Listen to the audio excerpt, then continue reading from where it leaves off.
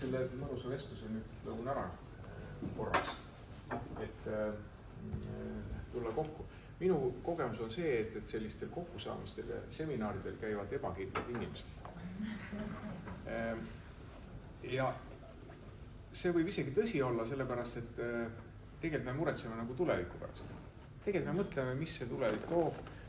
Tuleme kokku, me saame vahetada omavahel mõtteid, tähelepanekuid, informatsiooni ja siis me oskame teha oma selliseid otsuseid, sest juhendamist meist keegi ei vaja. Me teeme ise oma otsused ja uurime neid tarkusi, mis meieni nagu jõuab. Ja mina arvan, et see on hästi oluline ja väga õige ja alati nagu julgustan ka kokku tulema ja omavahel nagu arutama. Sest me sõltume lihtsalt teineteist nii palju. Ja kui me ei käi seda, siis võib juhtuda teiega nii nagu ühe konnaga.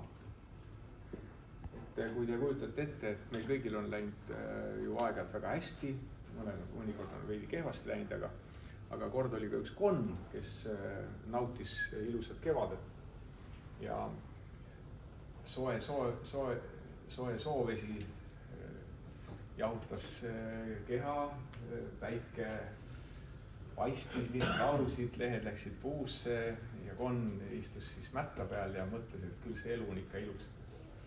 Ja siis niimoodi mõtsides pani käed kukla peale, lasi sinna pikali ja silmad kinni ja nautis seda aega, kus teised konnad ümber krooksuvad, rahustavad ja kõik on väga hästi. Ja järsku tunneb, et lendab. Teeb silmad lahti ja vaatab, kurg ripub kure noka vahel tagajalgamööda. Hakkab kisama, et ai, nii ebaõilane, see oli nii ilus, see hetk oli nii ilus, elu oli nii ilus ju. Miks see nii on? Ja siis kurg viskas selle konna kõrgele õhku, tegi noka lahti, neelas selle alla ja muigas ise. See on sellepärast nii, mu armas sõber, sul puudus olukorrast ülevaade. Ja sellepärast on meil võib-olla väga mõistlik nagu teada saada, mis toimub nagu meil omavalitsuses, vallas, mida me ette võtame, mis toimub Võru maakonnas ja mis toimub Eestis või siis ka kogu maailmas. Nii et sellepärast on see kokkusaamine, ma arvan, on väga tänuväärne, et me saame siis omavahel nagu kuulda, et kuhu siis oma nina pöörata või mis suunas siis tegutsema nagu hakata. Ja kuna Tiit lihtsalt pidi parem nagu ära lahkuma Võru arenduskeskuse, ta on Võru maa, ta on tegelikult Võru maakonna, sellepärast, et me oleme oma ajal või kutsuti, et lähme teeme Võrumaale strateegia, siis me ütlesin, meil setudel pole sinna üldse asja, sest meil on oma Setumaa, eks ole.